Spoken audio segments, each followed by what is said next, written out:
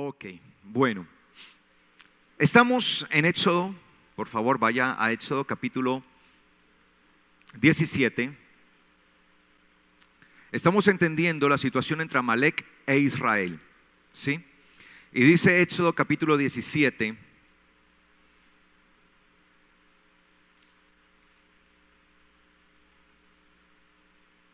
versículo 10: E hizo Josué como Moisés le había ordenado para combatir contra Amalek, y Moisés y Aarón y Hur subieron a la cumbre de la colina. Y sucedió que mientras Moisés tenía en alto sus brazos, vencía a Israel, pero cuando él bajaba sus brazos, ¿vencía a quién?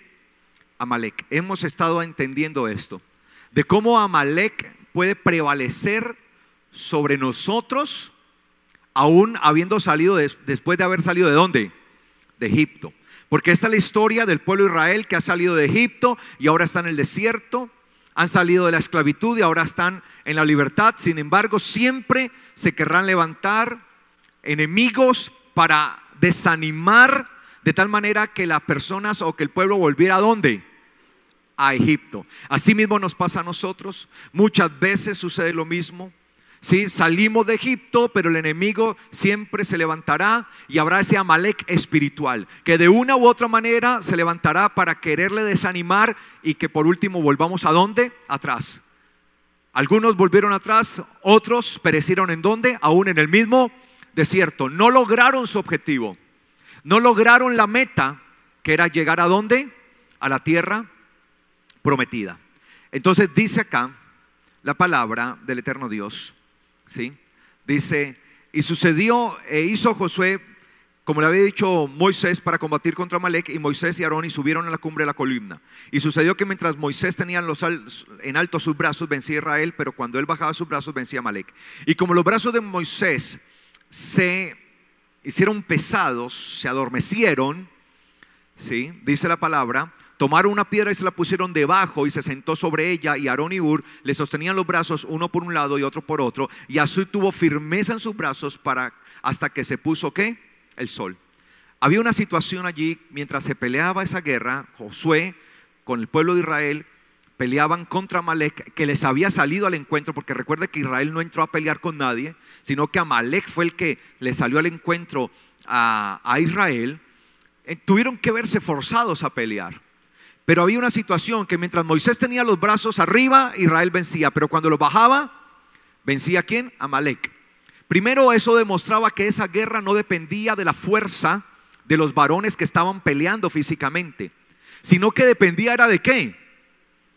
De que Moisés tuviera sus manos, sus brazos arriba. Eso significaba que esto era más una lucha espiritual que una lucha carnal, que una lucha física.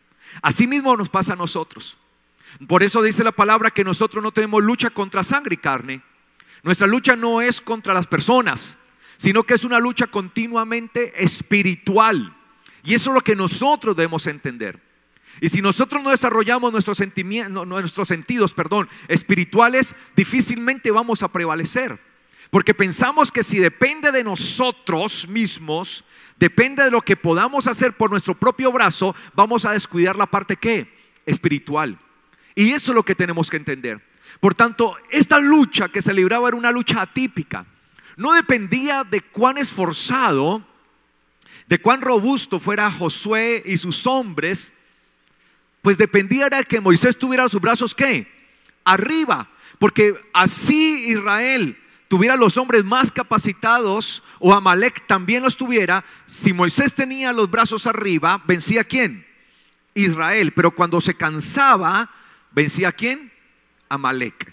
De allí, mis amados, tenemos que entender que esto no es algo espiritual, que no es algo físico, no es algo en la carne, sino que es algo ¿qué? Espiritual. Entonces hemos estado viendo qué significa esto de la pesadez en los brazos de Moisés, y durante varias semanas estuvimos estudiando esto. Sin embargo, quiero continuar acá con el relato. Dice que los brazos de Moisés se hicieron ¿qué? Pesados, se cansaron. Entonces cuando Moisés, que estaba con Aarón y Hur que le acompañaban, dice ahí que empezaron a ver que él se estaba cansando y que cada vez que bajaba los brazos vencía a Amalek. Entonces tomaron una ¿qué? Una piedra y la pusieron debajo de Moisés, el cual se sentó sobre la piedra, y entonces Aarón y Hur empezaron a sostenerle ¿qué? Sus brazos, ¿sí? Una piedra, allí fue puesta una piedra debajo de él. Lo primero que debemos entender es que esa piedra tiene un significado espiritual. Porque mire que Moisés está representando en sí mismo todo el legado de Dios. ¿Para quién? Para un pueblo. Porque fue por medio de Moisés que el eterno Dios entregó ¿qué? La Torá. Fue por medio de Moisés que el eterno Dios salvó a Israel. Por tanto, Moisés está representando todo un legado para el pueblo, y es una representación y una simbología de lo que en realidad el Señor estaba haciendo con su pueblo. Pero todo eso debe descansar y debe posarse ¿sobre quién? Sobre la roca, sobre la piedra. La palabra piedra que aparece allí en su Biblia en hebreo, no sé si en su Biblia dice piedra, roca, no sé cómo diga, ¿sí? Pusieron debajo de él una piedra, una roca, es la palabra even. Esa palabra hebrea, ¿sí?, da a mostrar aquellas piedras que se usaban específicamente para edificaciones. Es una piedra para edificar, even, ¿sí? Es la piedra que se usa para edificar.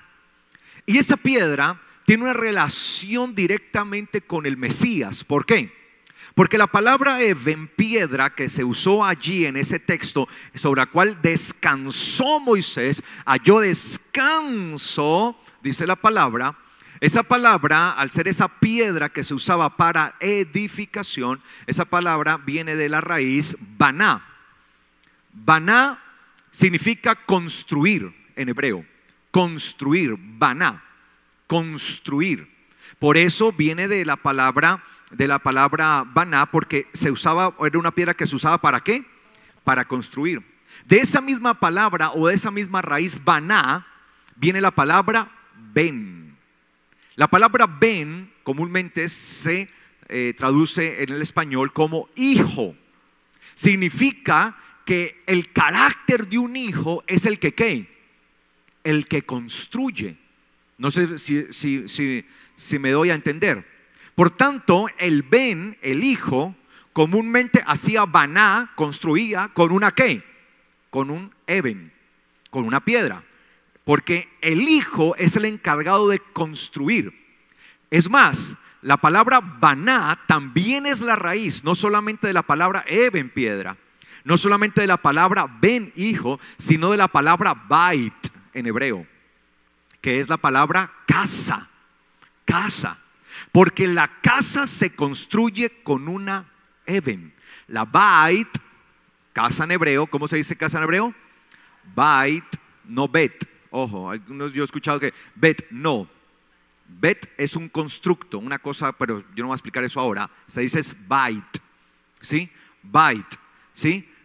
Entonces la bait, la casa, la construye el ben, el hijo, ¿sí? Y la construye ¿con qué?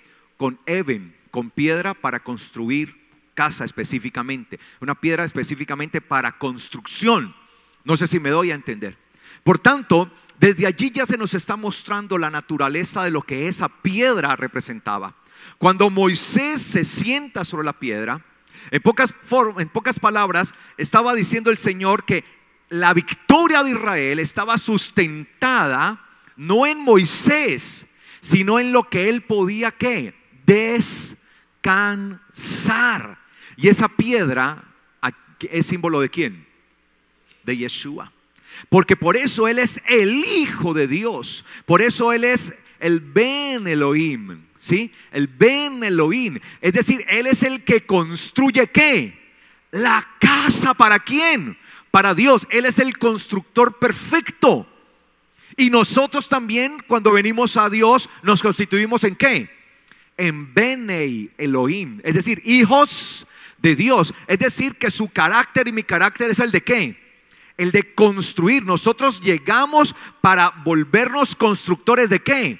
De la casa de Dios. Cada uno de nosotros somos constructores constructores de la casa de Dios. Y no construimos la casa con cualquier elemento, lo construimos con la piedra que se usa para construcción, la piedra de gloria. Y esa piedra que fue desechada por ¿quiénes? Dice la Biblia, por los constructores.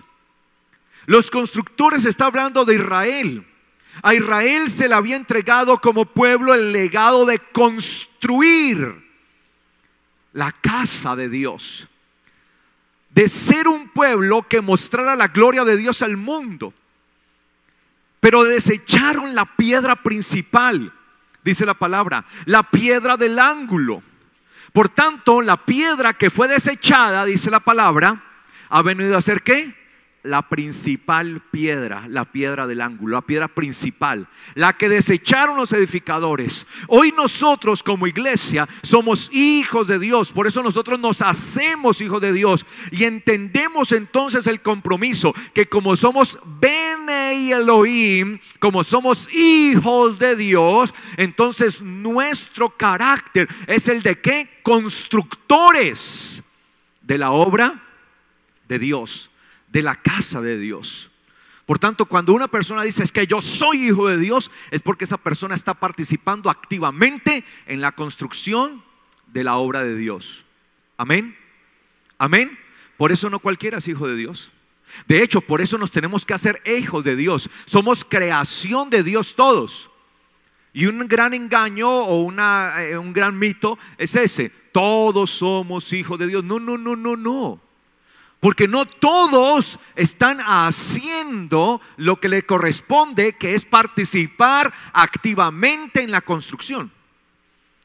Un hijo de Dios verdaderamente participa en la obra del Señor, ¿sí? No es un hijo de Dios tipo en Cali, en donde 10 miran y uno trabaja. No, no, no. ¿Sí? Hay muchos allí alrededor mirando y uno solo trabajando. No, todos ¿qué? Activos, activos, activos.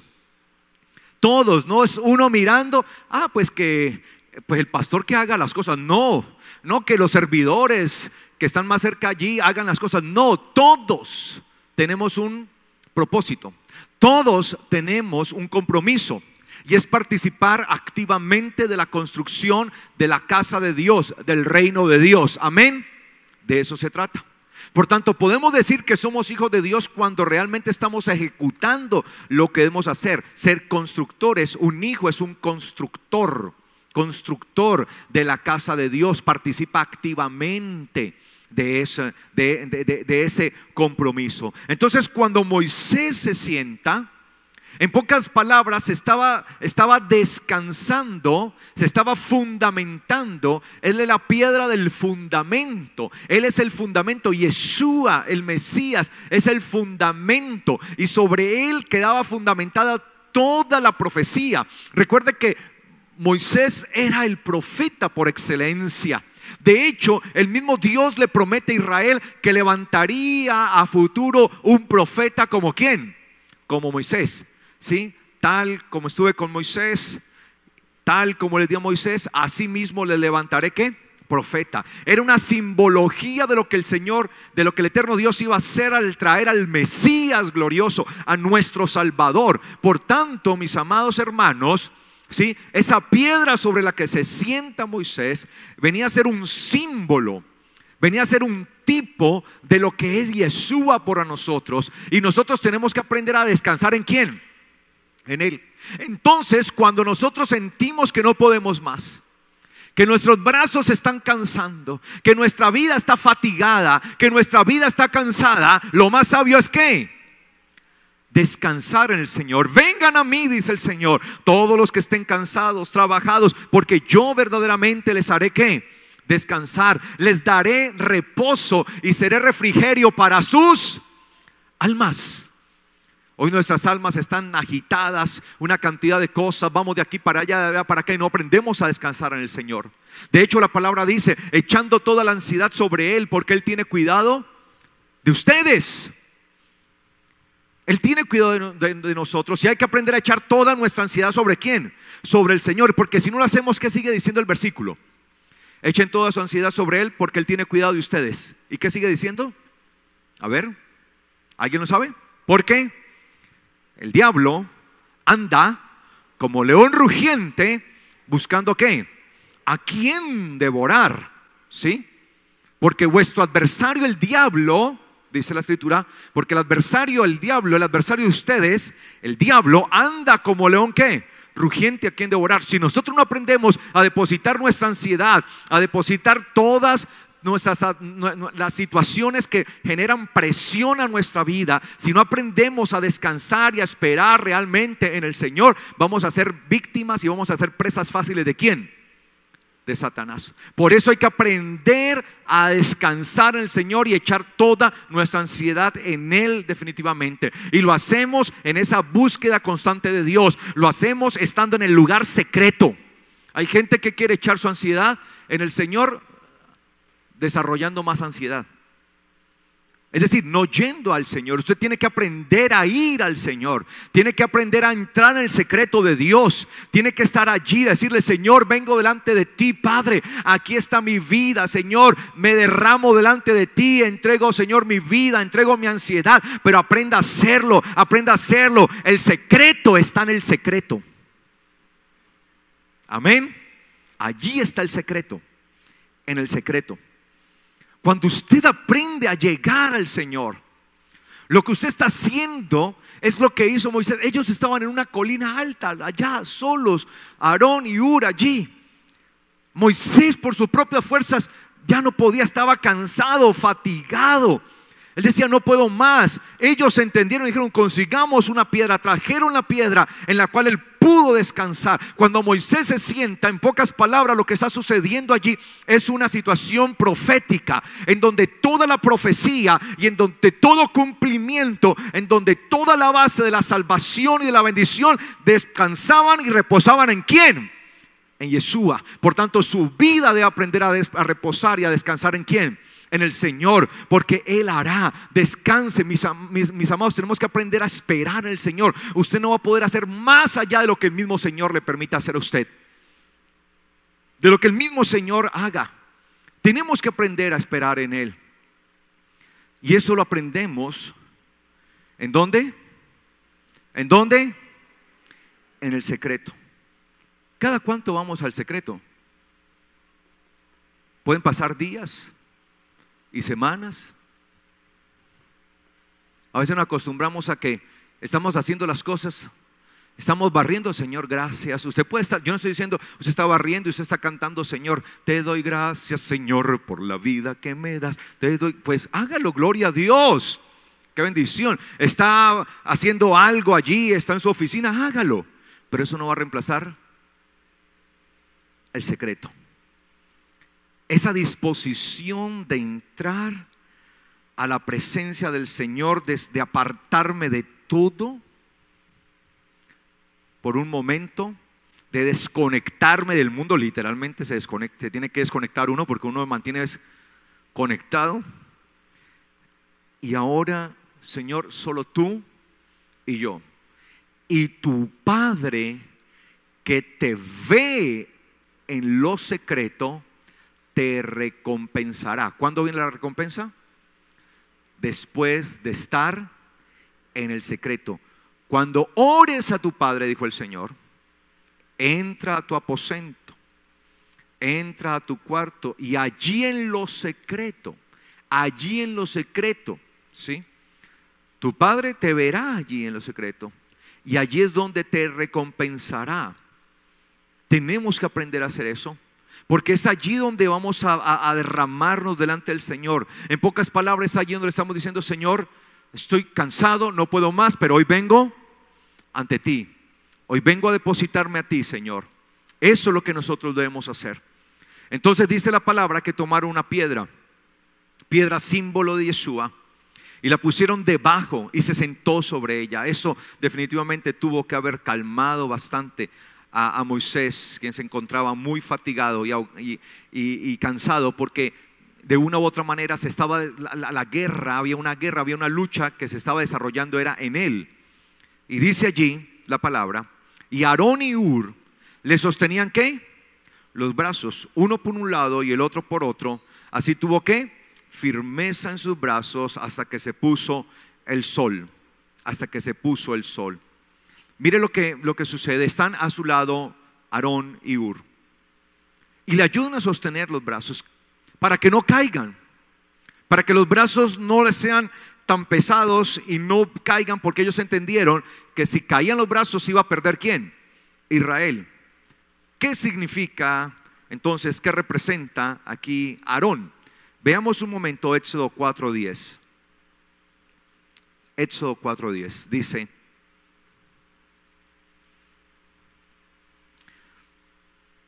dijo entonces Moisés a Yahweh: te ruego, Adonai, pues no soy hombre elocuente, ni ayer, ni antes de ayer, ni desde que hablaste a tu siervo, pues soy torpe de boca y torpe de lengua. Pero Yahweh le respondió: ¿y quién ha dado boca al hombre? ¿O quién hizo al mudo y al sordo, al vidente y al ciego? ¿No soy yo, Yahweh? Ahora pues ve, y yo estaré contigo, y te instruiré acerca de lo que tú hablarás. Pero él respondió: te ruego, Adonai, envía, te ruego por medio del que debas enviar. Entonces la ira de Yahweh se encendió contra Moisés y dijo: ¿no es Aarón el levita, tu hermano? Yo sé que ciertamente él hablará, y también he aquí, él sale a tu encuentro. Cuando él te vea, se alegrará en su corazón. Hablarás pues con él y pondrás las palabras en su boca, y yo estaré con la boca, con tu boca y con su boca, y les enseñaré lo que deban decir. Aarón, él hablará por ti al pueblo y te servirá de vocero, y tú le serás por Dios. ¿Quién era Aarón? Aarón era hermano ¿de quién? De Moisés. Y Aarón iba a ser como el portavoz ¿de quién? De Moisés. Era el que iba a hablar, era el que iba a dar la palabra al pueblo. Por tanto, Aarón representa la palabra ¿de quién? De Dios. ¿Qué sostiene nuestros brazos arriba?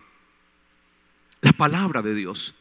No tenemos por qué temer. Ahora, Moisés estaba muy temeroso, porque el Señor le manda a que se presente a Faraón. Faraón no era cualquiera. Es como que hoy le digan a uno, a cualquiera de nosotros: vaya y preséntese ante el presidente Trump, Donald Trump. Pues, ¿cómo así? Uno cree, no, Señor, ¿seguro? Sí, primero van a pensar que estoy loco, y además, ¿yo qué le voy a decir a ese señor? Claro, hombres tan poderosos de una u otra manera generan algún tipo de ¿qué? De miedo, de temor en la persona. Presentarse uno ante estos hombres genera eso, ¿sí? No nos vamos hasta allá, al mismo presidente aquí de Colombia, ¿sí? Si nos pidieran, si pidiéramos una audiencia usted para ir a hablar con el presidente, creo que usted pensaría mucho las palabras que va a usar, ¿cierto? ¿Cómo va a usar? ¿Cómo va a hablar? ¿Qué voy a decir? Que no la vaya a embarrar, que no vaya a decir lo que no es. Sí, tal vez muchas cosas. Y de pronto usted diga: no, me da miedo ir a hablar con el presidente. Claro, se debe sentir cierto temor, cierto miedo, porque son personas que están en eminencia. Son personas que tienen mucho poder. Por tanto, es natural que haya cierto miedo de poder hablar con ellos. Lo peor era que Moisés lo que iba a hacer no era meramente hablar con Faraón, sino que lo iba a ¿qué? A enfrentar. Le iba a dar una orden de parte del eterno Dios: deja ir a mi pueblo para que me haga fiesta en el desierto. De hecho, dice la palabra que Faraón, que Moisés se presentó ante Faraón, y cuando llegó le dijo: así dice Yahweh, el Dios verdadero, deja ir a mi pueblo para que me presente, o para que me haga fiesta en el desierto. ¿Y cuál fue la respuesta de Faraón? ¿Y quién es Yahweh para que yo deje ir a Israel? Yo no conozco ningún Yahweh, por tanto no lo dejaré ir. Y para más pica, métanle más trabajo. ¿Les mandó qué? Mayor trabajo. ¿Usted imagina cuál fue la decepción de Moisés? Él pensaba que todo iba a salir color de rosa en la primera, ¿no? ¡Wow! Que iba a salir vencedor y victorioso en la primera. Apenas le dije, Faraón: oh, sí, por favor, llévatelo. No. Lo peor fue que le mandó más trabajo y eso hizo que los del pueblo de Israel se enfurecieran. ¿Con quién? Con Moisés. ¿Para qué fuiste a hablar allá? Para esto fuiste a hablar con Moisés. Moisés, para esto fuiste a hablar con Faraón, para que nos pusieran más carga, para que nos pusieran más trabajo. Les pusieron más trabajo y les limitaron la ración de alimento. Entonces Moisés tenía miedo porque él conocía al Faraón, porque recuerde que él se había criado en la casa ¿de quién? De Faraón. De hecho, este Faraón era el hermano, podemos decir, político, ¿sí? Como el hermanastro de Moisés, ese Faraón. Porque recuerde que Moisés fue levantado en la casa de Faraón, fue criado en la casa de Faraón, y cuando tuvo ya 40 años de edad fue que él huyó de Egipto. Por tanto, él había aprendido toda la tradición y todo lo que significaba ser parte de la casa de Faraón. Él entendía esto. Por eso él tenía miedo, porque él sabía que se iba a enfrentar a este hombre, a su medio hermano, a su hermanastro, como le queramos llamar allí, y se iba a enfrentar, y él tenía cierto temor. Pero yo voy a donde Faraón, ¿y qué le voy a decir? Además yo soy tartamudo, yo soy tartamudo, ¿no? Sí, no puedo, tengo el espíritu de James, sí, algo así, ¿no? Sí, el espíritu de James Rodríguez, ¿no? Sí, entonces, pues obviamente él se sentía vulnerable y dice: ¿qué voy a hacer yo? Soy un hombre torpe en el habla. Envía a otro, Señor. Mire que él pone excusas y muchas veces nosotros también ponemos excusas. El Señor lo está llamando a él. Cuando el Señor nos llama, tenemos que creer que Él hará su voluntad en nosotros. Porque si Él nos ha llamado, Él hará. Amén. Amén, iglesia. Él lo va a hacer. Porque no depende de nuestra capacidad, no depende de nosotros. Depende es de lo que Dios hace en nosotros. Y casi siempre ese era el obstáculo. Cuando vemos, por ejemplo, en el caso de Saúl, cuando fue nombrado por rey en Israel, Saúl decía: no, yo no merezco, porque vengo de una de las peores tribus, de unas peores casas de la tribu.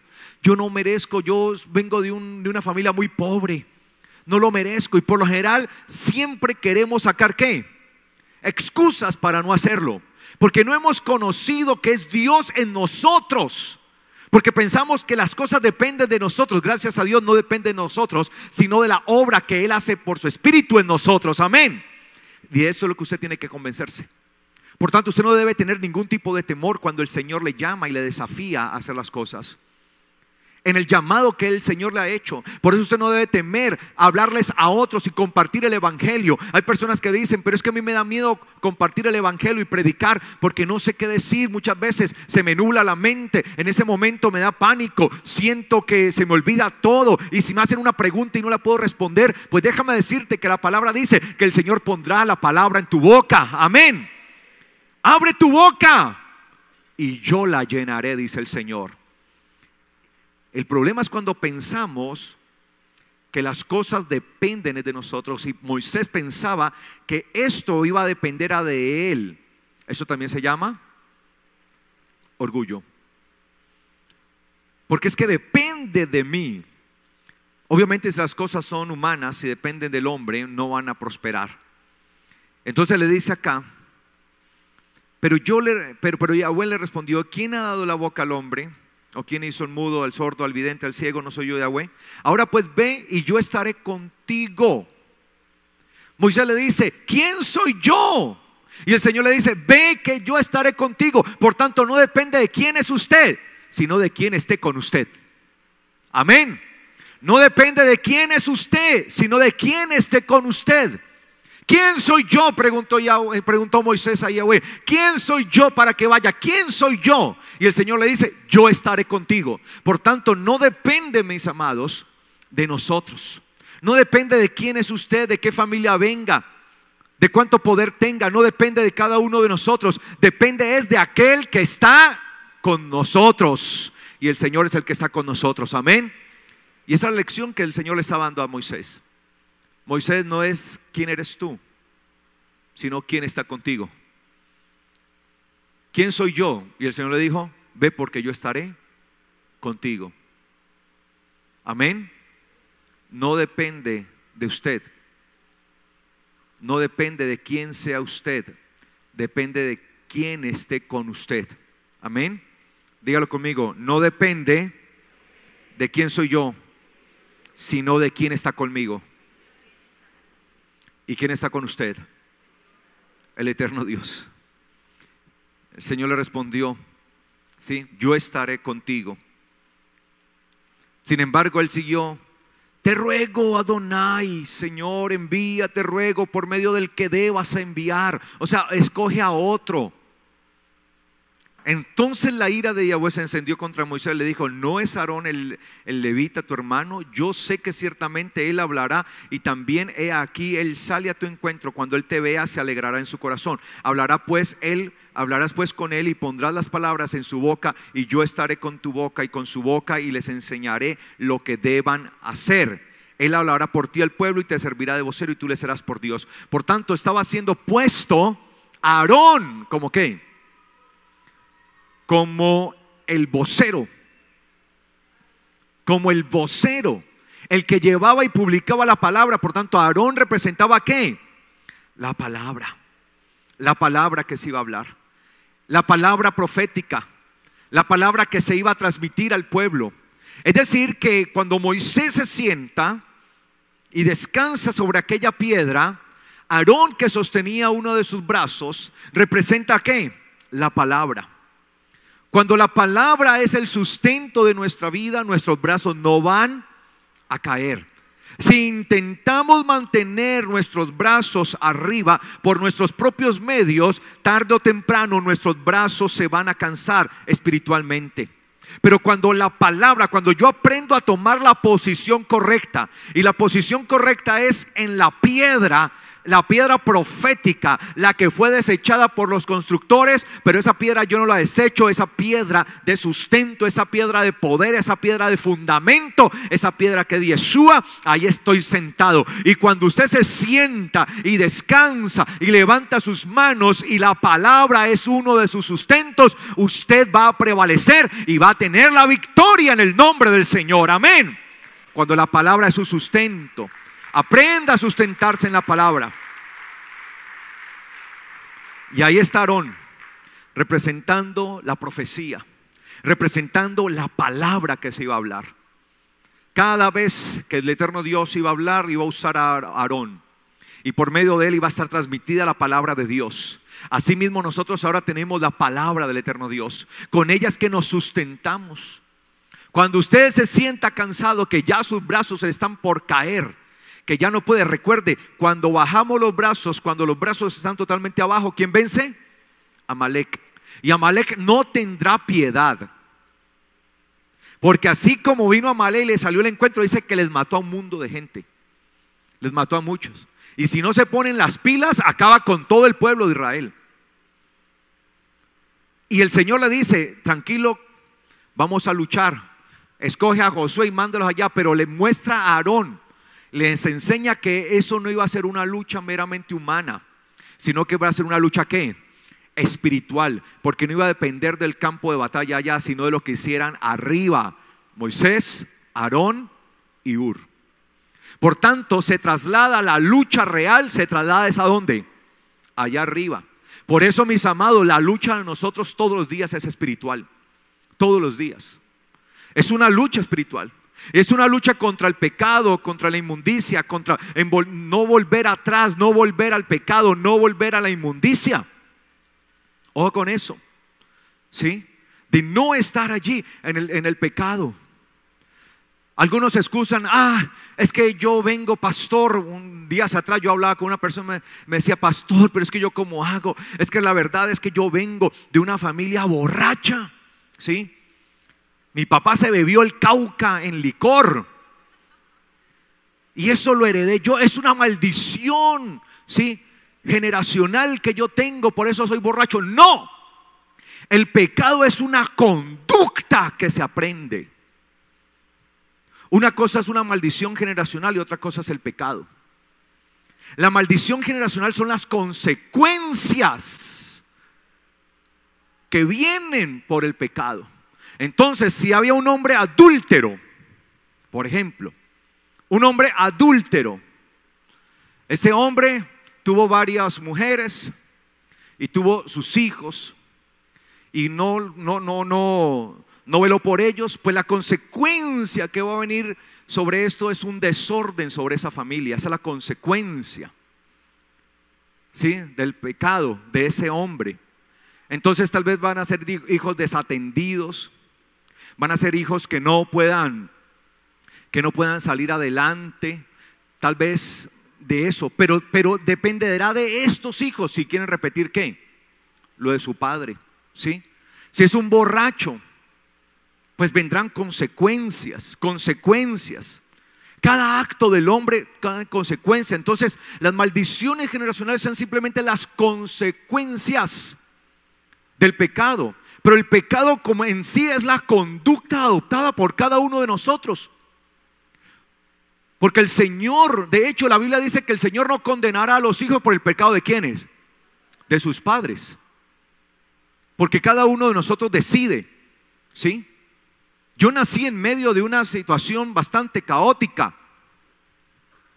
en medio de una familia, digamos, disfuncional, porque no me crié con mi papá y con mi mamá como tal. Me crié con mis abuelos. Sin embargo, mi abuelo era un borracho, totalmente borracho. Los recuerdos que él prácticamente es borracho a toda hora, ¿sí? De hecho, por la línea de mi padre también bebía mucho. De hecho, murió joven como consecuencia de un cáncer por el licor, por el cigarrillo. Yo pude haber aprendido esas conductas, pero decidí renunciar en el nombre del Señor a esas conductas y volverme un hijo de Dios. Y yo dije, esa conducta no la voy a aprender yo. Por tanto, yo aprendí, mis amados, a estar en el Señor. Entonces tenemos que entender eso, que el pecado sencillamente es la conducta que usted y yo aprendemos. Usted aprendió de sus padres a ser borracho, pero usted puede decir no en el nombre del Señor y renunciar, porque en usted está el Espíritu de Dios.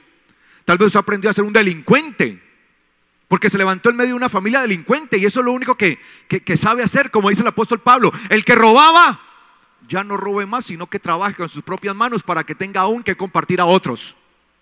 Y tal vez ese fue el mundo en el que usted se levantó, pero no quiere decir que ese es su destino, porque en el Señor se hacen nuevas las cosas y usted puede cambiar su conducta.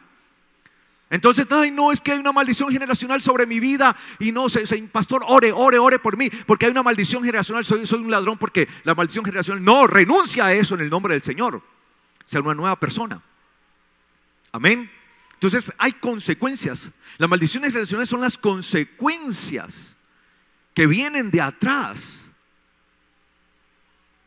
Pero el pecado como tal es la conducta que usted adopta en infringir, en violar, ¿qué? La ley de Dios. Y no se puede excusar en que es que mi papá era así, mi mamá era así, entonces así soy yo, entonces me tocó esta vida y ¿qué le vamos a hacer? Si hay que perder, aún estoy resignado y todo eso como dicen ahí, ¿no? ¿Sí?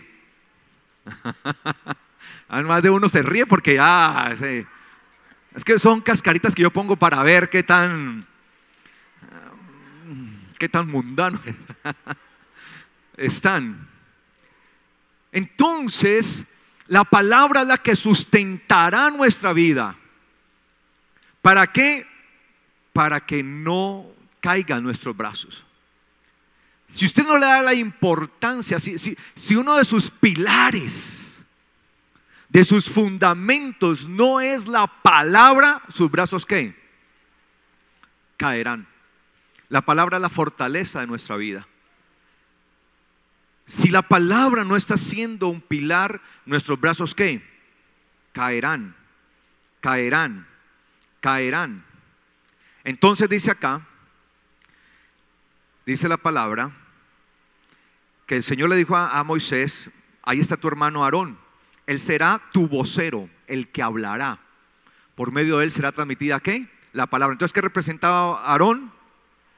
La palabra. Estaba en uno de los costados. Entonces, la posición correcta es estar fundamentados ¿en quién? En la piedra de fundamento y de construcción, que es ¿quién?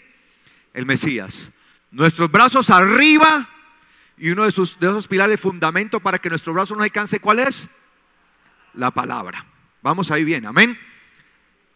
En el otro lado, en el otro extremo estaba ¿quién? Ur. La verdad es que no se sabe mucho de Ur, no se nos habla mucho. Dentro de la tradición hebrea, aclaro esto, dentro de la tradición hebrea se enseña que Ur era el hijo de Miriam, de María. ¿Quién era María? La hermana de Moisés y de Aarón. Recuerda que eran tres: Moisés, Aarón y ¿quién? Y María, Miriam. Se dice que él era el esposo. Yo dije el esposo, ¿cierto? ¿El hijo? Ay, perdón, no, el esposo. Uy, Dios. El esposo de María, aclaro, el esposo de María. Dentro de la traducción hebrea se enseña que él era el esposo de María. Pues no tenemos en realidad mayores detalles acerca de Ur o de Hur, su nombre en hebreo, Hur. Pero sí tenemos el significado de su nombre, Hur. ¿Qué significa Hur? O Ur, pues, en hebreo significa lino, el lino blanco, el lino fino, lino. Ah, entonces del otro lado estaba ¿quién? Ur. ¿Representa quién? El lino fino. Eso es la palabra Hur. ¿Qué dice la palabra al respecto de esto del lino? ¿Sí? Dice la palabra en Apocalipsis, por favor abra su Biblia, Apocalipsis 19. Usted puede ver esa palabra Hur comúnmente usada en el libro de Esther. En el libro de Esther se usa mucho para describir las vestiduras con las de gala con las que vistieron ¿a quién? A Esther. De eso vamos a aprender un poco la próxima fin de semana, ¿no? Vamos a estar acá ¿cuándo? Viernes, sábado y domingo. Viernes 7 de la noche, sábado 6 de la tarde y domingo 9:30 de la mañana. En Esther se usa mucho la palabra Hur, para identificar el lino exquisito, limpio, blanco, resplandeciente, con el que Esther estaba ¿qué? Vestida como una doncella. Se usa mucho la palabra Hur en hebreo, en la palabra hebrea Hur en Esther. Pero la misma palabra nos enseña que es el lino espiritualmente, porque si bien Hur era el lino, que era el material con que se hacían estos vestidos especiales, muy especiales, de hecho era muy fino, era de lo más costoso. Comúnmente lo usaba la realeza, porque la gente común no tenía para comprar ¿qué? Lino, porque era un material muy, muy costoso. Y dice Apocalipsis 19:8, y a ella, ¿a quién? ¿Quién es ella? A la iglesia, a la novia. Y a ella, a la novia, a la iglesia, se le ha concedido que se vista ¿de qué? De lino fino, limpio y resplandeciente. Y el lino fino son las acciones justas ¿de quién? De los santos. ¿Son las qué? Acciones, diga acciones. ¿Son las acciones qué? Justas. ¿De quiénes? De los santos. Entonces mire que por un lado estaba ¿qué? La palabra, y por otro ¿qué? La acción. Porque son las acciones justas. Obviamente si vamos a hablar de acciones justas, son acciones que están dentro de la medida de la justicia. ¿Y qué es la justicia? La Torá. Es decir, es la Torá aplicada. En un lado está la Torá como la palabra, y en otros lados está la Torá ¿qué? Siendo ¿qué? Aplicada, vivida. Es decir, que esto es algo que está entramado. Es la palabra que viene de Dios sobre nosotros, sobre nuestra vida, y se incrusta en nosotros, y luego empieza a ser ¿qué? Vivida. Empieza a ser experimentada, la llevamos al plano de nuestra vida, empezamos a vivir la palabra, y esto genera en nosotros santidad. Porque a medida que usted y yo vivimos en la palabra, se va generando la santidad, porque nos vamos separando exclusivamente para Dios. Porque la palabra santidad tiene que ver con eso, con ser separados, ser exclusivos. ¿Para quién? Para Dios. Nos separamos para Él, no de Él, sino para Él. Nos vamos separando. Esas acciones, el poner en práctica la palabra continuamente, vivir en la palabra continuamente, nos genera ¿qué? Santidad. Y sin santidad nadie verá al Señor. Entonces el lino fino son las acciones justas de los santos. A medida que usted y yo vivimos en la palabra, nos vamos justificando en el Señor. Estamos justificados en Él, en Jesucristo y por su palabra. Por tanto, vamos adquiriendo ese nivel de santidad que se requiere para estar en su presencia. Porque dice la palabra que sin la santidad del Señor nadie podrá verle. ¿Sí? ¿Quién entrará, Señor, en tu presencia? ¿Quién? El limpio de manos, ¿sí? ¿El puro de qué? De corazón. Esa santidad, estamos limpios, estamos puros de corazón. Eso es santidad, porque nos vamos apartando del mundo, nos alejamos cada vez más de ese entramado de carnalidad, de deseos inmundos, de cosas que el mundo nos quiere poner. Nos alejamos más y más, y a medida que nos alejamos, nos apartamos de eso y nos acercamos al Señor. Nos vamos volviendo exclusivos de Dios, y eso va generando esa santidad, esa exclusividad en nosotros para el Señor. Estamos viviendo para el Señor. Por tanto, una es la palabra y la otra es la santidad, que produce ¿qué? La palabra puesta por obra. No sé si me hago entender. Estos son los dos pilares del creyente en cuanto a mantener ¿qué? Sus brazos arriba. Si nosotros verdaderamente aprendemos a descansar en el Señor y nuestra vida la depositamos en Él: Señor, yo voy a descansar en ti, tú vas a ser el fundamento de mi vida. Entonces, como dijo el Señor, si en verdad quieren ser mis discípulos, ¿qué hay que hacer?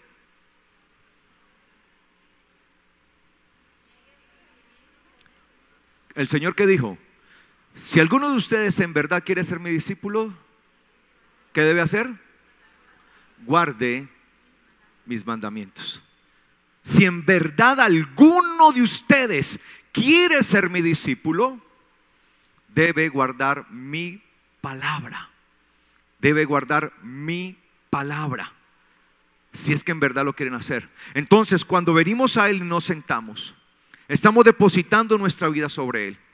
Estamos sobre el fundamento, no hay otro fundamento. Y el único fundamento real para el ser humano es Yeshua, Mesías. Es nuestro Señor. Fuera de Él no hay otro fundamento. Si le quieren poner otro fundamento, usted está por fuera.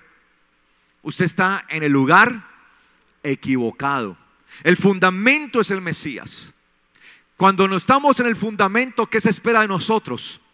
Nuestros brazos ¿qué? Arriba. Esta es una actitud de vencedores. Es la actitud del que ha vencido, del que es más que vencedor. Pero usted no va a poder tener sus brazos arriba por sí mismo. Esa victoria no es suya, en pocas palabras. Esa victoria no es porque usted la ha peleado en su propia carne, sino que usted aprende a luchar es en el Espíritu. Es decir, permite que sea el Señor haciendo una obra y que el Espíritu sea dándole a usted la victoria. Entonces usted levanta sus manos, en un lado la palabra y en el otro lado la santidad. Dos pilares fundamentales: la palabra dada, la palabra que llega, y la palabra puesta por obra. La palabra que es dada por el Señor y la santidad que es la palabra puesta en acción.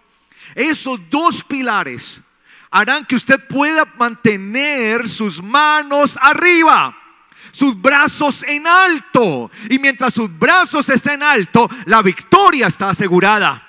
usted va a poder prevalecer. Amalek no tendrá cabida en su vida. Amalek no tendrá ni un centímetro para poderle derrotar. Él no tendrá ninguna oportunidad. Él no tendrá nada que pueda hacer. No importa cuán grande ejército de Amalek venga, su victoria no depende de lo que usted haga en su carne, sino de la disposición de su espíritu delante del Señor, en levantar sus manos para Él, en decirle: Señor, haz tú tu voluntad en mi vida. Yo estoy plantado en la roca que es el Mesías, y de allí, Señor, nadie me moverá. A ti levanto mis manos y tú eres mi victoria. Tú me has hecho más que vencedor. En ti, Señor, tengo la victoria.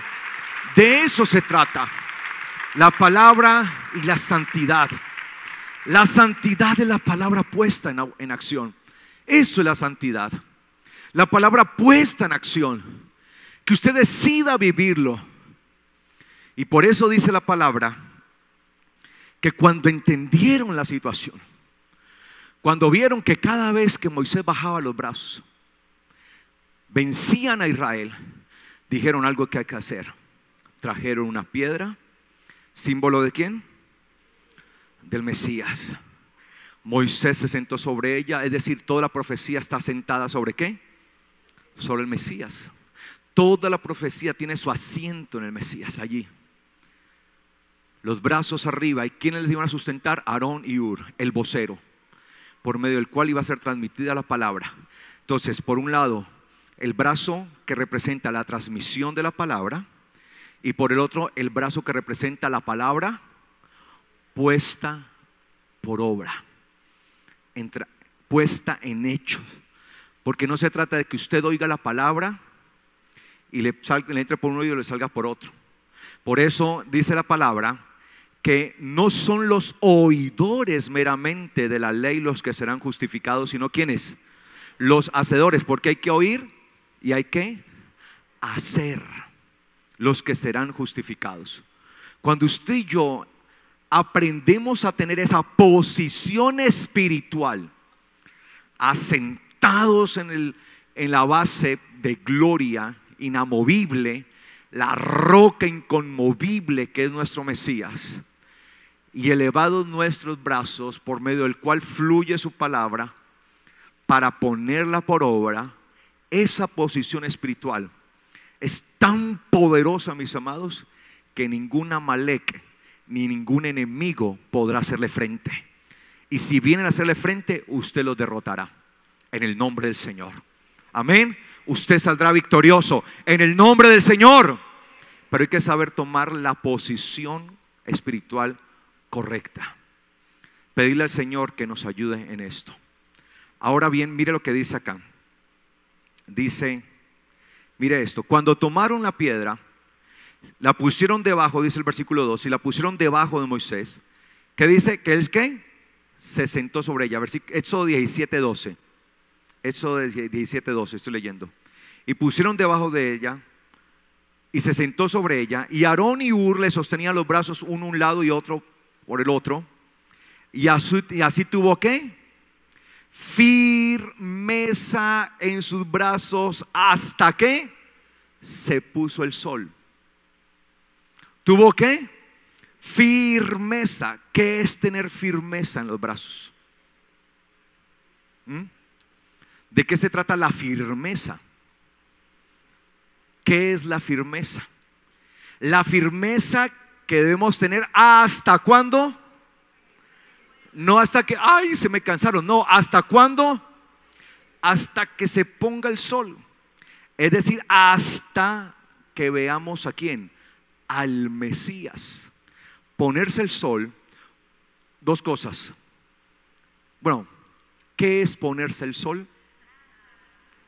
Ya les iba a adelantar. Eso es lo que vamos a ver dentro de hecho. ¿Qué es la firmeza y qué es ponerse el sol? ¿Sí? Espiritualmente. ¿Cuándo se pone el sol? ¿Y qué es sobre todo la firmeza? ¿De qué se trata esa firmeza? Que ese es el tema que, si el Señor lo permite, estaremos desarrollando en los próximos días. Porque recuerde que dentro de 8 días tenemos ¿qué? Purim. celebración o conmemoración de la fecha histórica ¿de qué? De Purim. Invite personas, traiga personas. Vamos a ver de qué se trata esa firmeza hasta que se ponga el sol. Colóquense de pies, por favor.